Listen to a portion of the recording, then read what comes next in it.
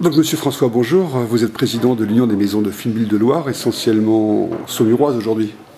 Alors essentiellement saumuroise, puisque toutes les maisons de Fineville sont rassemblées sur Saumur. Il y a encore quelques maisons sur la Touraine, mais les maisons mères sont sur Saumur. Donc effectivement, Saumur est la grande ville de l'activité des Fineville de Loire. Alors quel volume est produit chaque année? Alors sur ces maisons, nous élaborons environ un peu plus de 25 millions de bouteilles par an. Donc c'est un point important économique. C'est un poids très important, ça représente 80% des volumes des appellations Saumur et Crémant de Loire, qui sont les deux principales appellations.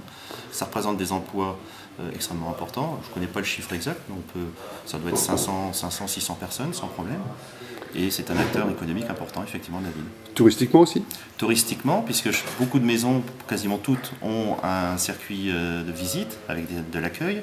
Certaines maisons également ont des caveaux où ils peuvent faire des dégustations, des réceptions de personnes. Et c'est un poids touristique, c'est le premier poids touristique de la ville, bien avant le cheval d'ailleurs. C'est le vin qui est la semaine dernière, qui sera sur des cycles de commercialisation relativement courts. Donc aujourd'hui c'est dégustation de vin clair. Alors qu'est-ce que c'est qu'un vin clair? Alors un vin clair, c'est le vin dit de base également, que l'on assemble différents terroirs, différents cépages, pour élaborer une cuvée qui aura un goût maison. C'est-à-dire que l'on s'appuie sur les terroirs des appellations pour élaborer un goût spécifique à chaque maison. C'est un peu de la cuisine? Si on veut, c'est une recette que chaque technicien possède.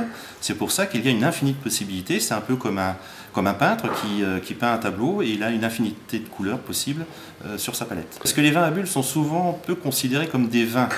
Or, ce sont des vins, puisque par définition, c'est du vin, et les consommateurs n'ont pas tellement la notion de ce que peut être ce vin avant les bulles. Et c'est l'intérêt de cette dégustation, c'est de faire découvrir, entre nous déjà, hein, mais surtout aussi là, ici au lycée hôtelier des élèves, de leur faire découvrir ce que c'est qu'un vin de base et comment on travaille sur un vin qui va être assemblé et qui va vieillir plusieurs années avant d'être proposé aux consommateurs.